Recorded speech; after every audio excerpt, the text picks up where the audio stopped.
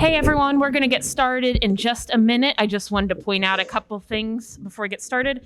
If you're interested, up here we have information about our Mages blog. Mages has a blog. We are always looking for contributors. So if you are somebody interested in writing something for the blog, feel free to grab more information about that or chat with me afterwards. I've also got some information on my own work. I'm a novelist. I'll mention that briefly later. Got some bookmarks and a sign up for a newsletter if you want more information.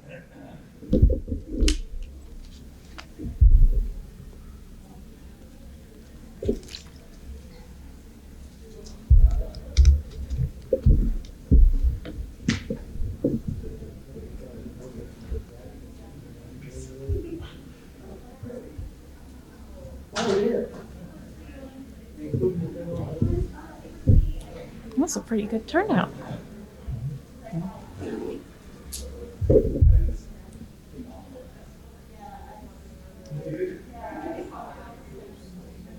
Hey. Sorry? You can grab bookmarks, you can grab flyers on the Mages blog. Yeah. Oh, I love your Frida Kahlo mask. It's awesome.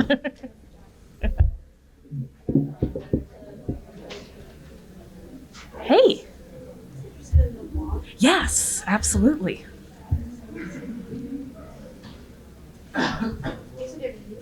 Yes. Yeah, so feel free to sign up there. Hello.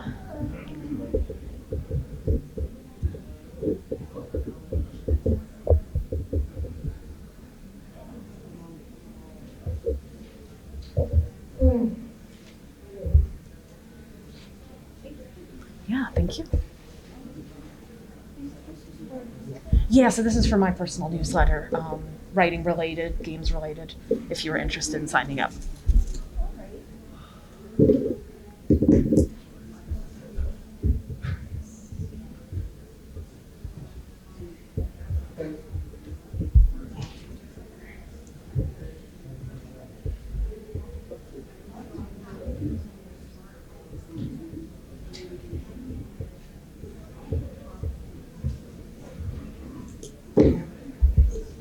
The books are for sale. Sorry, they're not grabbables. It's okay. I usually have a sign and I totally didn't bring it because I wasn't thinking because I've done everything digital. So now I'm like, oh yeah, I have to bring things places. So sorry about that. No, you're good. Hey everyone, I think we're gonna get started.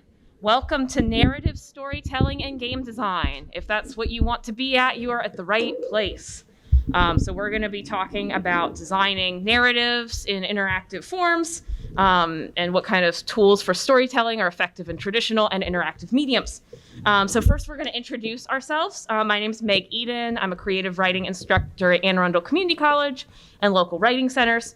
I'm a published poet and novelist. My novel, Post High School Reality Quest, is about a girl who thinks she's stuck in a text adventure game. And for promotion, when we had Mag Labs back in the day, my husband and I made the first chapter interactive as a Parsley-esque playable thing. So I can kind of speak on interactive versus traditional storytelling. Okay. And I'm Chris Conley. Let's see, I'm mostly an interactive fiction author.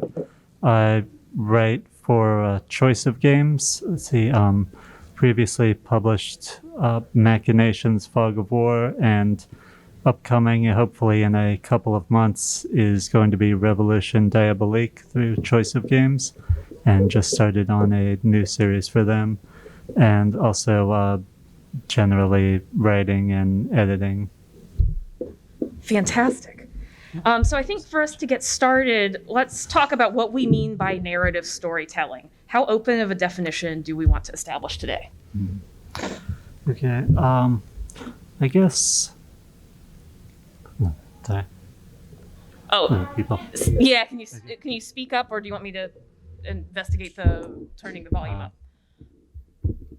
Okay. Yeah, I guess so. I feel like, generally. How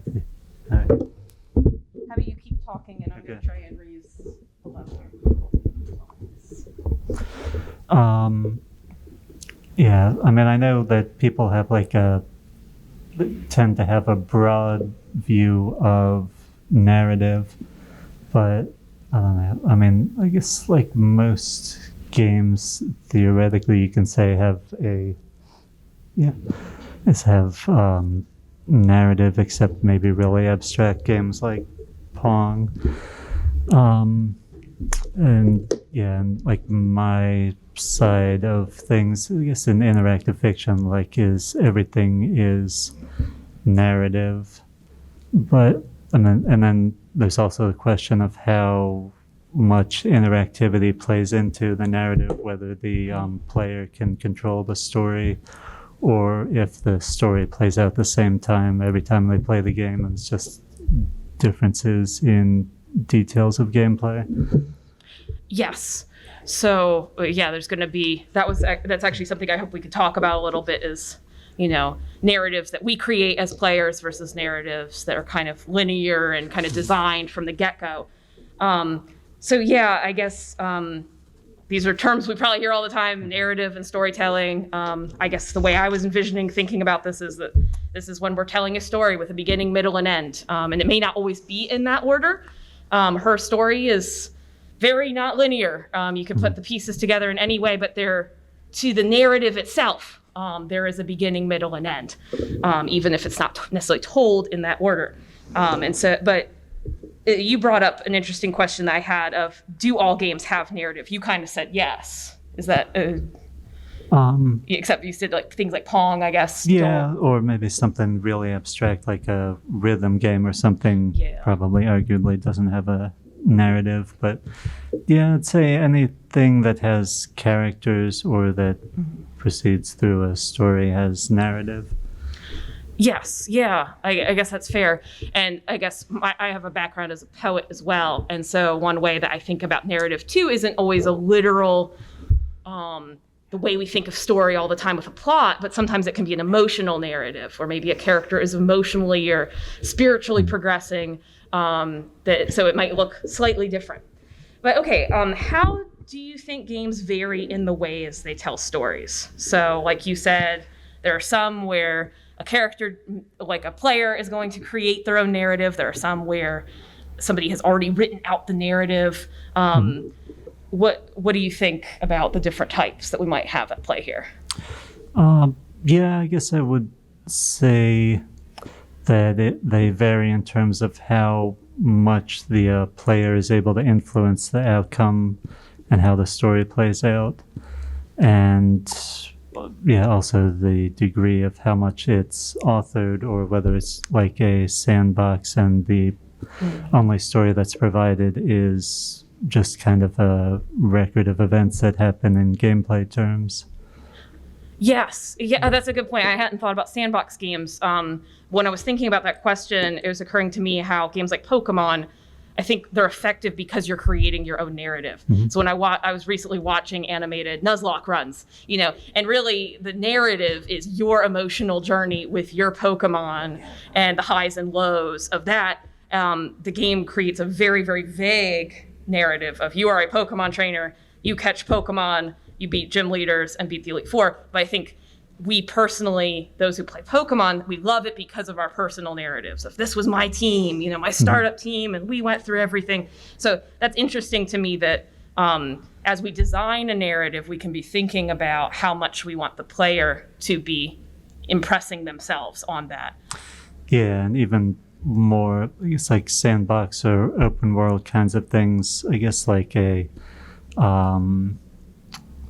like in Dwarf Fortress or The Sims, where there's generally not like any kind of story being imposed by the creators, but it's just all player determined. Yes, and then that's a whole thing too, that you might think the game doesn't have a narrative, but players are constantly creating their own narratives. Right. And I think you had mentioned maybe talking about Doug Sharp. Is that something you wanted to do? Yeah, I guess he just had a diagram of like a kind of a graph of games in terms of depth and the narrative richness, where Yes, like he's a game designer from the 80s, and he made a game called King of Chicago, which I think was just re-released on the Apple Store or something like that, which is interactive fiction. And so, like, generally it's an axis from, like, depth of story at one end and, like, complexity of gameplay and interactivity on the other end. And it's a kind of more or less impossible to have both a deep story and a rich interactivity, at least with modern systems. See, yes. I'm still finding it kind of weird on the front. So I don't know what else can be done, but just, I'm not sure. Yeah, if you could try to speak up, and feel free to not use your mask if you would like. I've turned it up as high as I can, so. Okay. But I think what you were saying was interesting. So to summarize, he was talking about Doug Sharp's graph where depth of story is one axis, and then you said like the interactivity was the other, and then how it's impossible for both to be equal. You kind of have to pick one that you focus on. Is that? Yeah, I guess generally something falls like along the curve that way. On the diagonal. Okay. Interesting. Yeah, that makes sense though, because if you are creating depth in a narrative, you are imposing something on that narrative, which is minimizing interactivity then. Yeah, if it's something imposed by the author. Yeah. So what tools do we as creators have at our disposal for creating compelling narratives? What factors do we have for creating an effective narrative? Yeah, I guess it's to some degree it's similar to writing for traditional fiction. It's like in terms of creating characters and background and plot and things. But the need for player input and interactivity is something new that has to be considered. And so that's why it needs its own different set of tools. Absolutely. Yeah, so let's maybe delve into some of the traditional tools before we talk about how it diverges. So my background as a writer, it always interests me to see in video games where traditional craft is being used well, that we can kind of use from both. So yesterday I did a talk on show don't tell and environmental storytelling, which is something that's applicable whether you're writing a traditional story or an interactive story. And actually I've even heard people use this argument for interactivity that, so maybe if you're from the writing background, or maybe you've just heard this show don't tell, there's an argument in the interactive community that we should be saying instead, don't show or tell, because showing and telling are relatively passive, but ultimately the goal in interactivity is interactivity, right? That we are active participants in the narrative. But environmental storytelling is a great way to have a balance, right? So you are providing seeds for your player, but they are still getting to interact in that environment. So I think of games like The Last of Us, Until Dawn, where there's these little pieces in the environment that you can choose to interact with and learn things about the lore, about the background of what's happening in a story. And then you had mentioned complex and connectable characters. That's important no matter what kind of story we're telling. If you hate all the characters, actually, I don't know. If you feel strongly about the characters, that matters. So even if you hate them, if you can still want to follow them, that can be fine. But if you feel nothing about the characters, then that's a problem no matter what kind of narrative we're telling. World building is obviously always important. And I like to stress to people that world building isn't just if we're doing a sci-fi or fantasy story. If you, I used an example yesterday of Gone Home, right? That game is set in 1995. And the world building shows that very clearly with phone books and timetables and all sorts of things that establish us in place. If we were supposed to be in 1995 and then people were talking on Twitter or something, like there would be dissonance, right? Like Twitter did not exist at that time. So world building is important regardless if we are in the real world or in another world. But some other things that are still really important, and I think we're going to talk about how this diverges with interactivity, but you still need stakes. It still needs to feel like there is something that will be lost, and what's the consequence if the player fails or the character in a narrative fails. There has got to be that logic. So I used the example with world building of Twitter in 1995. But there's got to be a logic between ideas, so not just in the world building, but we should be able to there should be coherence, right? The way I describe that to my students is this idea of being in a dream. If I'm reading my students' work and I keep asking bad questions of like, this doesn't make sense, what the heck? I am getting lost outside of that dream. And I think that's why we play games, right? Like we want to get lost in some sort of dream, whether that is some kind of horror scenario that we hope we never encounter in real life, but we can kind of like interact in this fantasy hypothetical. We want to be in a dream. So anything that's interrupting us out of the dream is bad. Every detail in the logic should be purposeful so that we are convincing our reader or our player that this is real. And then finally, we have tools with our characters and otherwise of dialogue, monologue, things like thoughts, voiceover narration. How do we talk? So I kind of said environmental storytelling is where we're not really talking, but we do have talking as an option, probably to be used sparingly.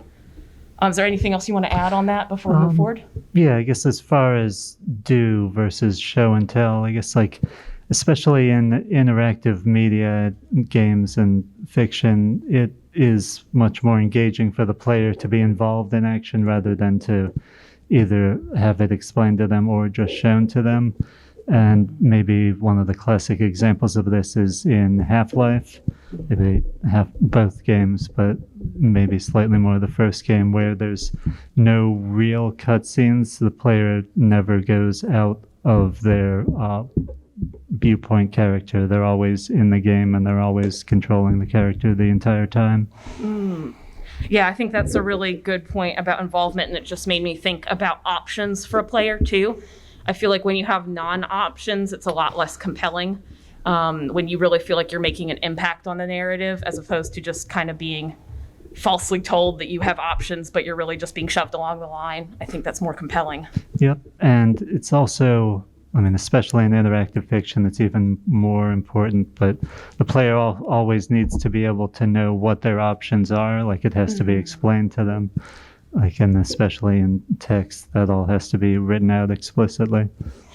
That's a very good point. That's something I learned very quickly trying to adapt the first chapter of this into a game. When you're writing a traditional narrative, you don't think about it, but you take for granted that you're convincing the reader to go step by step as long as they're continuing to read, right? So when we were trying to make it interactive, I thought the options of what you were supposed to do would be obvious, and they aren't, right? We come into a game kind of wanting our own agenda, and so when we would test play it, people would do all this totally different stuff. I was like, wait, no, how do we get you back to the narrative? So we had to think about how to put in those seeds where we're not telling them, go walk over there, but that you kind of give them little crumbs and hints of where to go. I wonder if you could speak on that as somebody that writes interactive fiction. How do you balance giving them those seeds without explicitly telling them everything to do? Well, it might not be the best one to ask about that because choice of games, it just presents all the options one by one. But I have also written parser where it's kind of all hidden and the player just types in what they want to do. And in terms of writing for a parser-based game, you just have to, there's genre conventions where you move around by compass directions and you pick up and drop items and manipulate things by putting them on other things. But yeah, like if there's any kind of esoteric like verbs or something, you pretty much have to use them or highlight them explicitly in the narrative so that the player knows to type them in. So kind of like a Chekhov's gun where you put those, you plant those words earlier so they're in the player's mindset of like, oh, maybe that's a word I should use later on. Yeah. I mean, like if it's going to be something that hasn't been used explicitly in the story, it has to be something that it's really obvious. I guess like driving in a car, you would know to brake and use the gas, something like that. But that's tricky because then you get into cultural expectations and how much you can expect out of the player to know. Yeah, so when we did this, we did it parsley style where, people could put in whatever input they wanted. And so, yeah, that does, like you're saying, pose an additional challenge. I feel like I was going to say something else about that. So I guess depending on what medium we're using, right, Yep. we can feed a player explicit options of what to do, or we have it much more open where we have to be really careful about how we lead our player. Because the reality is, if you're doing anything where a human is putting input and you're allowing any option as opposed to specific ones, players, anyone that's DM'd knows players never do what you want them to do. They always find a way to do the total opposite. So, were you going to add anything on that, by the way? No. Oh, okay. So those are some of the, we kind of started talking about this, but we started with traditional narrative tools, but now where do those tools diverge? So what's unique to games? We started with some of that, but do you want to add any more?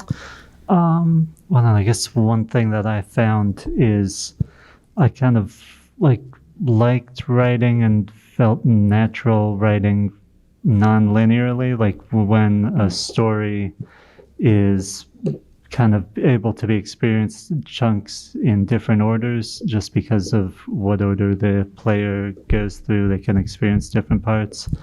I actually found it difficult to go from that to writing more traditional linear narrative because I would want to bounce all around the story. So yeah, I guess it just takes a different approach, just because so much of what the player reads or the text they encounter can be in any order. Yeah, and I think when we're making a story traditional or interactive, we can choose for the events to be in order linearly, or they can be non-linear. So I think we still have that option to some degree. Because I'm like you, I like to write non-linearly. I like it that you can tell the story in a different order. Not every narrative lends itself to that, Yep. but it's great when it does. Yeah, and so I guess it takes different tools to design it. It's like at least I start out with a general design document and lay out some of the character details for each of the characters, which is similar to traditional narrative. But then I go into flow charts and breaking out the results of different choices and where the narrative can branch and path off from there. Do you use Twine or anything like that? No, I just use a graphing program, YEd. It's just a Java program. What's it called? YEd. It's just a Java graphing program. Okay. Cool. But other than that, just like word processing for the documents. Yeah, okay. That's interesting. Flowcharts are absolutely necessary when you're telling an interactive story because there's so many options. But I enjoy that with traditional narratives too. With my book, the character makes choices and she dies and respawns and she could try something again because I'm interested in that idea as a human that we could we could go back in time and try a different scenario again and see how it goes. So some of those tools, we can still play with them in a traditional form, but ultimately, I only get to show you certain options. It's almost like a playthrough of Buffy's life, right? So there's other options if this was really an interactive text that we don't get to necessarily see. So you do have to kind of pick a path to some degree in a traditional narrative, while interactive allows all these possibilities, which is super cool. I mentioned earlier about stakes, so I want to hone in about that again because as these tools diverge, what the stakes look like is a little different, right? So when we're reading a traditional narrative, stakes matter mainly for the character. We need to understand how the protagonist, what's their investment, what happens if they lose, and we care about it because they care about it, right? But when we're doing an interactive narrative, it's really important that the stakes aren't just meaningful to the character, but that they're meaningful inherently to us as people. And this is something that games often fail to do well, because when they start expositioning and explaining to me why I should care, that's much more annoying. I think of, in Zelda games, where it's like, well, you can't go here because Impa says you need to go do this other thing first, and it's really important. But you see a place you want to go or something you want to do, and the narrative's kind of like forcing you and shoehorning into that. I think that kind of design for stakes is much less meaningful than having us build a personal relationship with the characters. And then, when we personally have a relationship with Zelda and then Zelda's kidnapped, then we personally want to go find her. Or just the fact that, when we pick up a Zelda game, we are picking it up because we want to explore and we want to fight. We have this inherent interest because of the genre. And when I think games are much more effective when they allow and channel that as opposed to trying to explain to us why we care. I keep referencing things I mentioned yesterday, but one thing I mentioned yesterday was Brutal Moose did this video on Amazon Trail 2, which is this corny ripoff of Oregon Trail. And he was kind of breaking down the first 2 minutes of the game and how the game tries to persuade you why you should care of like, well, the elders told me this thing and I have to tell it to you and you need to go on the Amazon trail. And it's like this whole convoluted persuasion that's not very effective to tell you why you should play the game. And then he juxtaposed that with Oregon Trail, where it was just like, here's the Oregon Trail. Now go on the Oregon Trail, right? Like how much simpler can exposition and setup in a game be? And the stakes where you're going in because you want to go on the Oregon Trail and you want to not die of dysentery. Like that's the stakes. So that's something to keep in mind as we're designing an interactive story, that we should be creating stakes that the player is going to be invested in. And ideally we don't have to explain to them why they should be invested. The other thing that I kind of wanted to build off of from traditional narratives is this idea of logic, right? A flow of ideas that make sense. When I talk about books and traditional narratives with people, I'm often talking to them about this contract between a reader and a book, right? Like the contract is, I'll keep reading the book if the book makes sense. When the book starts making no sense to me and I can't figure out what's going on, or I'm bored, I'm gonna put it down. That's the contract, right? But then, of course, when we're in an interactive narrative, this is also the player and the game. So it's not just the narrative making sense and I'll keep going. There's this sense of fairness and engagement. When a game starts establishes certain rules and then starts cheating on me, or I feel like it's cheating on me, where maybe I worked hard and I followed the rules of the game and then it's like, oh, just kidding. You lost your save point and now you need to restart over and over again, or something like that. That's not just the logic of the narrative in the world, but also just the inherent structure of the game. And that there's rules that are applied fairly. And actually I had an example about that for tabletop games. My husband was recently DMing in Pathfinder, and he had this issue where the campaign was in this desert, right? And so if the players kept going around in there, they would get sun damage, right?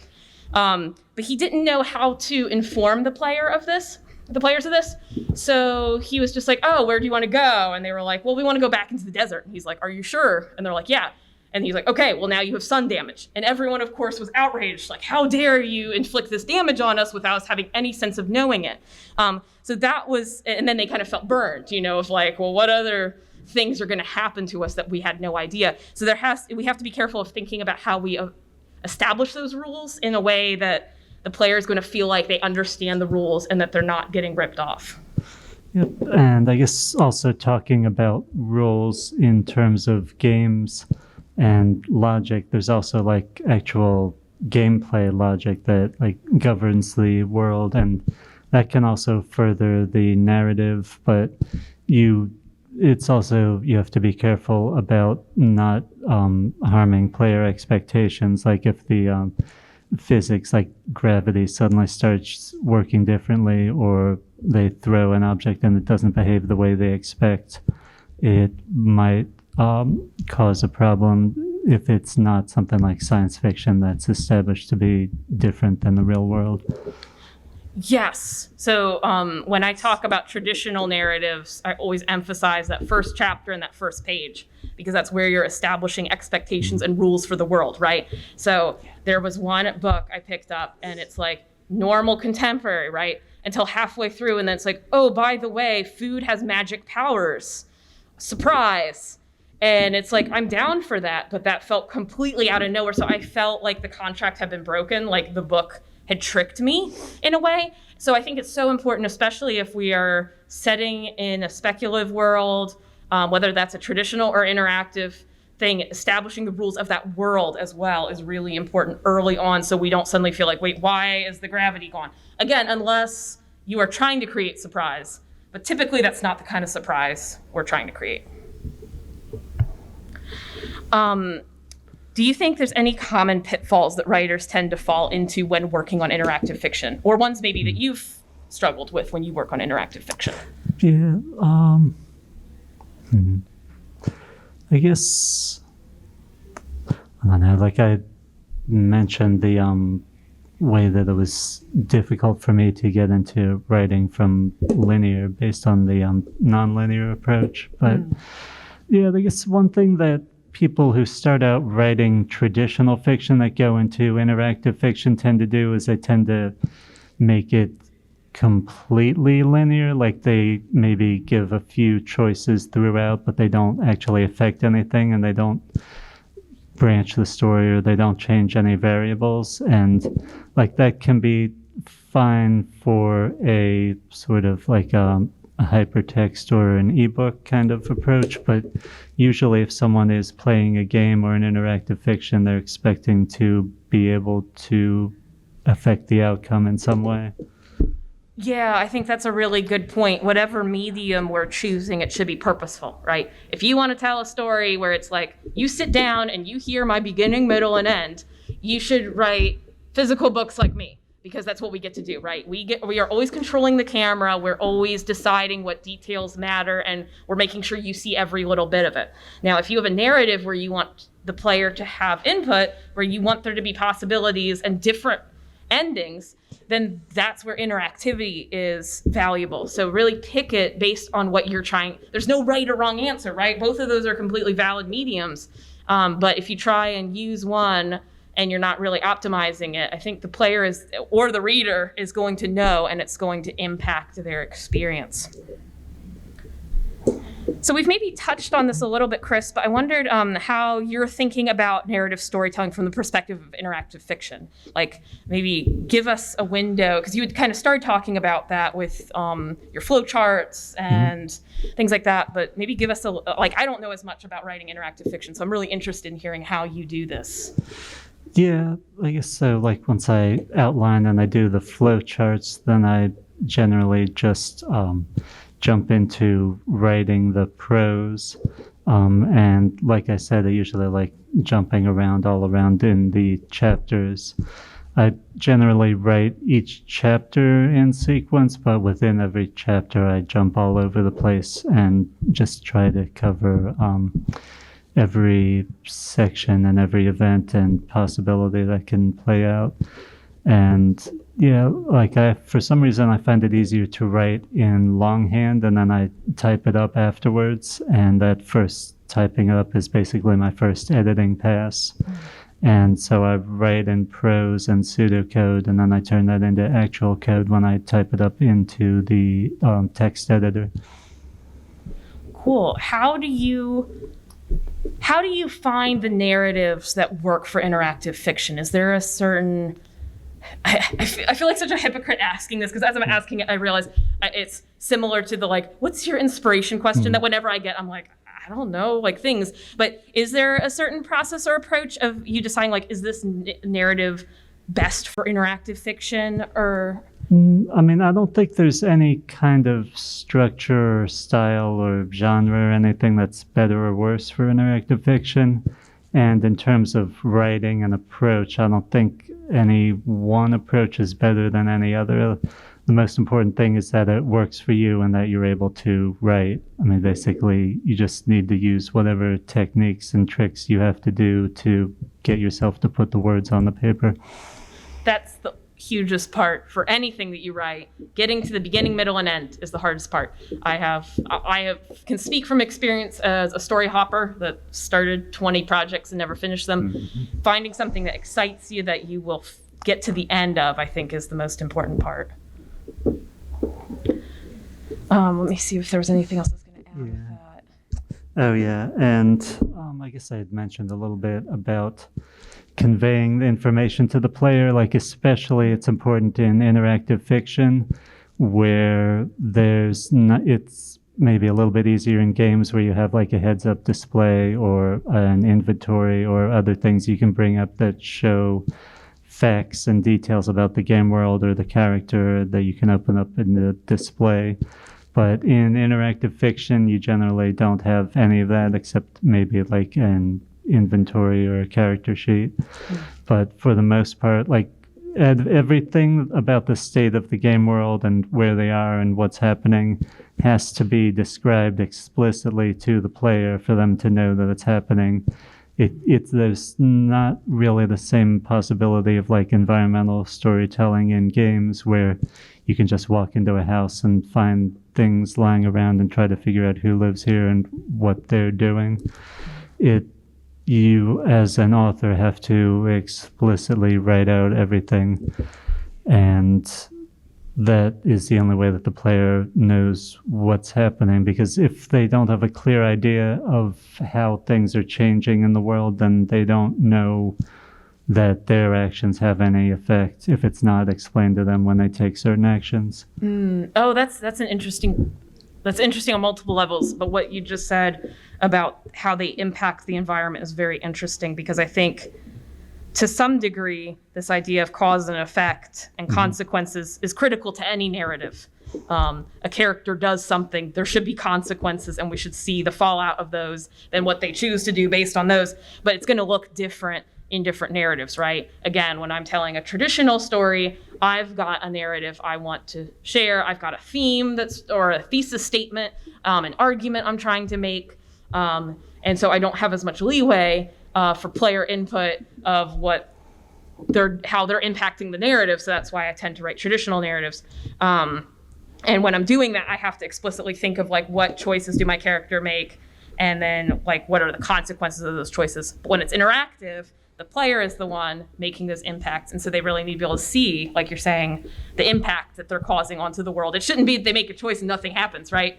Like the choice is all the more critical it is that those choices are impacting the environment and allowing new choices, probably, right? Like you unlock a door, then there should be a whole other place after that door that now they have to make new choices of how they engage with that environment. Yeah, it's cool thinking about this. I like these kind of conversations because even though I write relatively traditional narratives, I always like to learn how can I glean from that and apply that to my craft. So yeah, with when I mentioned environmental storytelling, similarly, I have to, maybe not to the same level, you're saying with interactive fiction has to be very explicit. I can leave a little bit of gaps for my reader, but I'm still having to spell out what you're looking at. You know, I can't say like, maybe you see this thing or maybe not. But I'm thinking about how games allow objects to speak. And so then I go, okay, what objects could be laying around in this room that my character walks into, and what kind of implications could be in that object. So I think learning from different mediums is super interesting to me. And so I was going to briefly mention about my process. I was just going to add on to what you were saying about linear and non-linear narratives, because I don't like writing linearly. The novel I'm working on right now, I'm working on my chapter, but then that gives me an idea for a later chapter, a consequence that's going to have to follow from that. And so I did want to mention for anyone that writes traditional narratives, though honestly, it's probably a software that would be valuable when you write non-traditional narratives too. It's called Scrivener, where each chapter can be, or a piece of information can really be its own object, and those can be moved around. And, you know, there can be children and parents and all the kind of hierarchies and stuff. And so I find that kind of software very valuable so I can hop around and know where the heck I am. So as we're thinking of, were you going to add anything? No. Oh, okay. So what are some examples of games do you think that have effective narrative storytelling? And what makes them so effective? All right. Well, I mostly know interactive fiction, but I guess one game recently that I really enjoyed and I think has great storytelling was Night in the Woods. And it's because the characters are strong and really well written. And it kind of feels like interactive fiction just because it's so story focused and there's so much text in the game. And what the player's choices are mostly affecting the progression of the plot or how the main character relates to and the relationships with other characters in the story. Yeah, I think it's interactive fiction and sheep's clothing almost. Yeah. Like Yeah. it looks like a platformer, but it really kind of isn't. Yeah. Yeah, and the writing, it works because the writing is so good and the characters are so good. If it wasn't, it would just be like, oh my goodness, all this text. So when you're using text, it's got to be good to pull us in. Yeah, that's definitely a game I would be mentioning. I personally love a lot of walking simulators. Like Gone Home is one that I think I have some feelings about the narrative structure at large, but I think the way we progress through the narrative is very interesting, especially in how little is explicitly told to us. I think that's very interesting how much we can glean through the objects and through the physical space and the house. What was the other one I was thinking of? Another one I mentioned was Until Dawn, because I think there's a lot of games that use text through journals, and they kind of use that as a cop-out method, where it's like, well, if you want to read exposition about the game, you can pull out this handy notebook that explains everything to you. But the way they use journals in that game was very natural, because the character that's journaling, she's in a situation where it makes a lot of sense for her to be journaling. And the journal is used to fill in gaps of what knowledge you have as a player. And so I think that that's a medium where the text is used in an otherwise not as text-heavy game that's effective.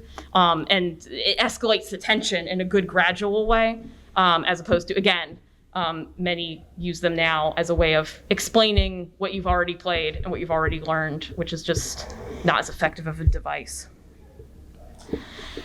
What factors of storytelling or narrative does a game designer need to particularly pay attention to? What tips might we have for game designers on how they should think about narrative? Yes, in terms of game design, it's important that the narrative and the design of the game like feed into each other, and they are integrated into each other, because it doesn't make sense to have like a game that's playing tennis or something where the story is about like galactic domination or something, unless it's a game of galactic tennis. Yeah, the medium should always fit the material. Yeah. And that interactivity is so important. Yeah, that was similar to what I was going to say of or kind of to add on to that is this idea of always going back to the player's experience. The player is key when you're writing something interactive. What are they going to be getting out of this? Or this is a question I guess I ask myself is, what are they going to be getting out of this versus maybe what I intend or want them to get out of it?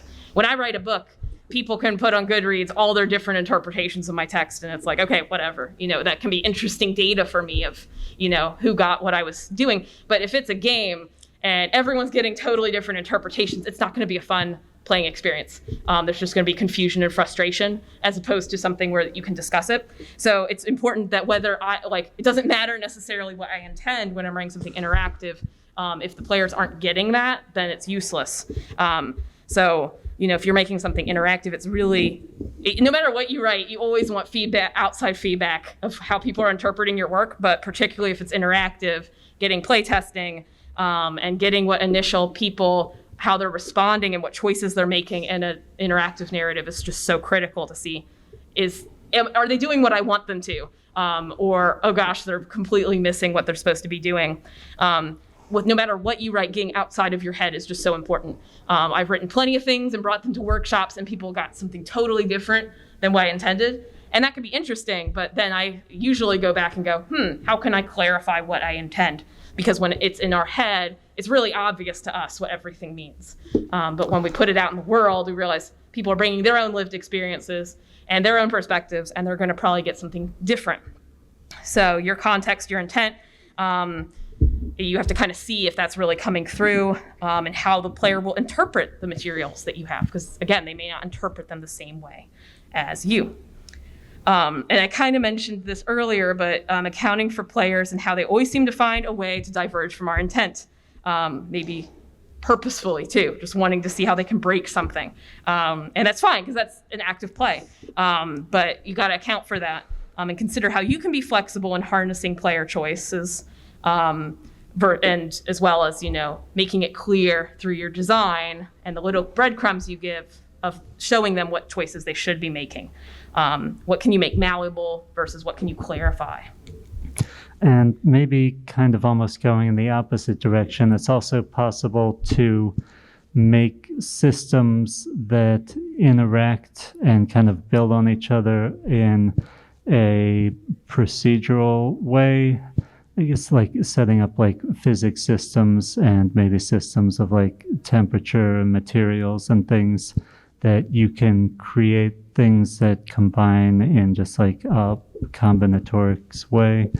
And as long as you set up the like systems of physics or governing those things, then you can have a result that kind of arises like procedurally, where you don't necessarily hand author every single thing that happens, but you set up the basic starting conditions and all of the rules governing actions and how things go through. Yes. Oh, yeah. Yeah, I guess like one storytelling authoring kind of system that I was involved in using like 15 years ago was called Storytron. And the idea there was that you would create cast of characters and a set of verbs, and what would happen when different characters use different actions on other people, and how that would affect their moods and affect their AI decisions. And so you would set up this giant web of characters and possible actions, which would then turn into a story when the player goes through and makes actions that run through. And so like rather than setting up a predefined story, you would just kind of create sort of a genre and just let it play out, kind of like a clockwork creation sort of thing. Yeah, and that, yeah, or like another example is like in the roguelike genres where they're really complex simulations, and so like you can have like a container that's full of water, and then if you make it freezing by like casting a spell on it or something, it turns into ice. And then maybe like some monster has a weakness against ice or whatever, and you didn't necessarily create a bottle full of ice, but you created the conditions that a player could make that happen. Interesting. So then you're not having to think about every possible scenario, you're just creating a set of rules that then can have a natural output. That's right. Yep. Very cool. Okay. Before we opened up to questions, is there anything else that you wanted to address that we didn't? No, I think that's it. Okay. Any questions? Anything we didn't talk about that you want us to talk about? Yes. So I'm currently in the process of writing visual novels, and one thing I struggle with is like I have more of a traditional writing background, trying to make all the choices meaningful. Do you have some tips on like what you could do to like make them meaningful, like especially in the beginning of the game, like or beginning of the story, because like the characters just getting to know each other, like either bannering or something, like would you put a choice in there, or like what tips would you have for making more meaningful choices? Yeah, I guess like the approach that Choice of Games recommends, at least for their primary authors, I guess like going through their main company, is that early on you just have mostly limited choices that don't branch the story more than like maybe a page or two. And what you do to make sure that every choice matters is that you have every choice change some variables, like their relationships or moods or other settings, maybe like a personality trait or a fact about the main character. And then early on, you make a choice and then fold it back into the main narrative pretty quickly. And then later on, like especially in the last quarter or fifth of the game, you can start branching more based on some of these variables, or even based on player choices if they're really extreme choices, because you're coming to the end. And that way it feels more satisfying for the player because they get to feel like they have real agency in their choices at the end of the game, because it goes off into different endings. Yeah, I was thinking similarly that those those can come up later. They don't necessarily have to show significant branching at the beginning, but they can at the end. Yeah, as long as you modify choice variables with every choice, and then later results of choices are based on those variables. Yes. Yes. So I have a game, a couple games now, and something that I struggle with is that my games are very linear, and I am constantly worried about something like player agency and railroading my characters. Sometimes railroading works, but for the most part, you don't really want to do that. So I was wondering, what are some of the things that you do to avoid that? Nothing tips Yeah, I guess it's the same sort of thing. I mean, like, I'm not a perfect example because my work tends to be the opposite. Like, I go way too far out in branching, and I have to rein that in. But you like, even if it's just a simple choice that doesn't actually change the narrative in any way, you just want to make it a kind of thematic question, or like asking about the player's philosophy or how they feel about another character. And just for each of those, even if it doesn't branch the narrative in any way, just record a change in variable, like a relationship with them or how they feel about the world, and make sure that you go back and highlight and base the results of things on those variables that changed. Yeah, another thing I would suggest is if you want to avoid having, if you're trying to create more branching options, I often will ask myself, well, what if this changed? How could this scene be different? And give myself, like, maybe I'll draft 3 or 4 different possibilities of what could have happened after a certain scene. And I can be surprised because I thought, oh, it was going to be this way. But when I open up that what if, I might discover a branch that's also interesting. And then that might make you see, oh, we could actually have these divergences from my narrative that I didn't necessarily think about, but that would allow for a little bit more choice, so it wouldn't feel quite as railroady. And another option is to maybe write scenes with slight variations, like maybe one meeting scene is tense, or another one is joking, and it's the same scene that hits all the same plot points, but you would just go into one or the other depending on how the characters feel about each other at the start of the scene, and it could even shift between one to the other depending on how the meeting proceeds. And when you do that, you can be surprised at what you discover, because then it might be like, oh, that tense scene, that means this could happen later, and then this, and oh, that's an interesting path. And that may escalate tension and may make things more interesting than my initial option. I found that to be the case for me quite a bit. And writing it that way, where it's just variations on the same scene rather than completely different, saves you work, because it's the same scene, and like you can use some of the same dialogue, but it just has a different feel, since it's faster to do it that way with slight differences. Absolutely. Yes. And that kind of touches on my question. You had mentioned earlier about how you envision something in your mind, and like everything, what is clear to you, you cannot have any control over how someone interprets it. Absolutely. Mm-hmm. Have you ever sit back and said, oh, I can see how that you would think that, and that might add, 3% better on the plan, that's not a bad idea. I didn't foresee that myself. Absolutely. That's why I think workshopping and having beta readers and playtesters is so critical, because somebody might bring an idea to the table where you're like, actually, I like that more. Or, oh, well, maybe I like that part of that idea, and then I twist it. People are free ideas in a sense. Like, it is great to get feedback. It's terrifying, right? Because there's a fear of rejection or fear of them misunderstanding, but it can be such a great asset too, because they'll give you ideas in it and make it stronger. Honestly, like, I just went through feedback with my editor, right? We sold a book, I'm like, it's perfect. Scholastic wanted it. They gave me money. It's perfect, right? And then my editor was like, actually, here's these significant things I want changed. And of course, I brooded for the first 2 weeks and was like, this is my magnum opus. It's perfect. How dare this editor at Scholastic, who knows this is their job, like, how dare they have feedback on my work? But then, of course, once I sit with it, I go, she has some interesting points. What if I did this? And then the character had to make this choice, and then there was this consequence, and I end up really loving, and I'm so proud of the book now, even more so because of the feedback my editor suggested. So always listen to feedback, sit with it. You may have a gut reaction at first that they're totally wrong. But honestly, when I have that gut reaction and I'm really strongly against it, it often means that they're right and I just don't want to admit it yet. So always sit with the feedback for a while and see how it goes. Thank you for bringing that up. That's a really great point. Yes?